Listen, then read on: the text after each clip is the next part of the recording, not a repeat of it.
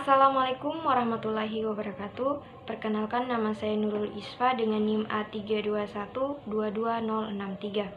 Saya dari kelas B, mata kuliah Kriminologi, yang dimana mata kuliah ini diampu oleh Bapak Dr. Hasdin SPD MPD.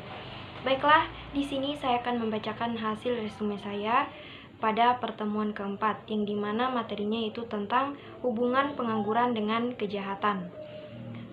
Langsung saja, pertanyaan yang pertama yaitu bagaimana hubungan antara upaya pencegahan dan solusi pengangguran dengan peningkatan kualitas guru.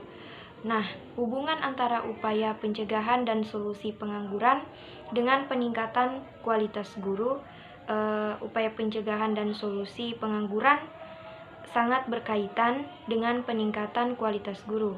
Guru yang berkualitas dapat memberikan pendidikan yang lebih baik, membekali siswa dengan keterampilan yang relevan dengan kebutuhan pasar kerja, seperti membentuk karakter yang kuat agar siap menghadapi persaingan dunia kerja. Dengan pendidikan yang baik, individu memiliki peluang lebih besar untuk mendapatkan pekerjaan, sehingga dapat mengurangi angka pengangguran. Sebaliknya, jika kualitas guru rendah, maka lulusan sekolah atau perguruan tinggi kurang siap menghadapi dunia kerja, yang berpotensi meningkatkan angka pengangguran. Pertanyaan yang kedua yaitu, apakah ada faktor lain yang memperkuat atau memperlemah hubungan antara pengangguran dan kejahatan? Jika ada, seperti apa, dan berikan penjelasannya. Nah, faktor lain yang memperkuat atau memperlemah hubungan antara pengangguran dan kejahatan, hubungan antara pengangguran dan kejahatan dapat diperkuat atau diperlemah oleh beberapa faktor, seperti kondisi ekonomi, lingkungan sosial, dan kebijakan pemerintah. Jika suatu negara memiliki jaring pengaman sosial yang baik, seperti bantuan bagi pengangguran atau program pelatihan kerja, maka dampak negatif pengangguran terhadap kejahatan dapat ditekan.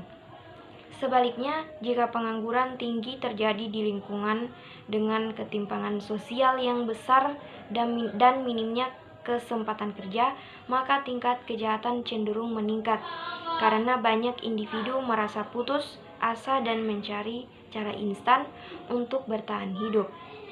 Pertanyaan yang ketiga yaitu bagaimana kita dapat membedakan antara pengangguran sebagai penyebab langsung kejahatan dan pengangguran sebagai faktor yang memperburuk kondisi sosial yang sudah ada dan memicu kejahatan.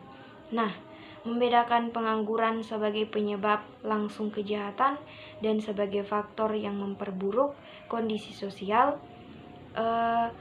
Pengangguran dapat menjadi penyebab langsung kejahatan jika seseorang melakukan tindak kriminal seperti pencurian atau perampokan akibat desakan ekonomi. Namun, dalam banyak kasus, pengangguran lebih sering berfungsi sebagai faktor yang memperburuk kondisi sosial yang sudah ada, seperti meningkatnya kemiskinan, ketimpangan sosial, dan keterlibatan dalam kelompok kriminal.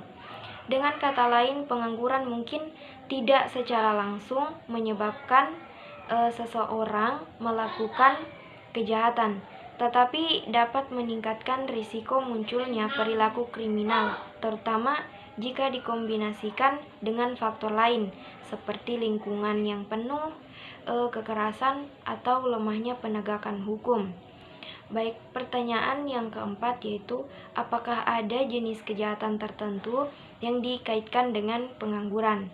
Nah, jenis kejahatan yang dikaitkan dengan pengangguran, beberapa jenis kejahatan yang sering dikaitkan dengan pengangguran meliputi pencurian, perampokan, penipuan, dan perdagangan narkoba.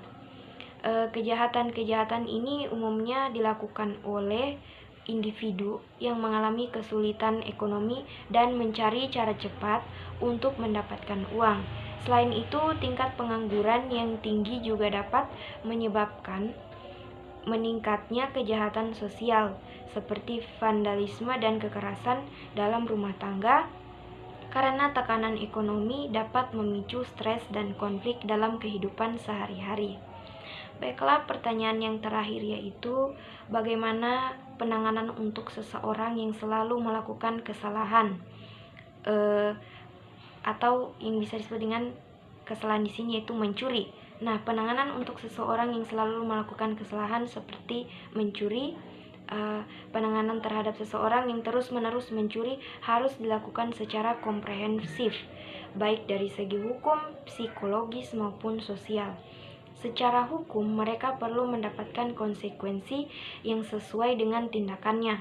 Tetapi, hukuman saja tidak cukup jika tidak ada upaya rehabilitasi. Jika pencurian dilakukan karena kebutuhan ekonomi, maka solusi terbaik adalah memberikan kesempatan kerja atau keterampilan untuk mendapatkan penghasilan yang sah. Selain itu, pendekatan sosial seperti bimbingan dari keluarga, komunitas, atau organisasi sosial yang dapat membantu mengubah pola pikir dan perilaku individu agar tidak kembali melakukan kejahatan. Baiklah, itulah hasil resume dari saya. Lebih dan kurangnya saya mohon maaf. Wassalamualaikum warahmatullahi wabarakatuh.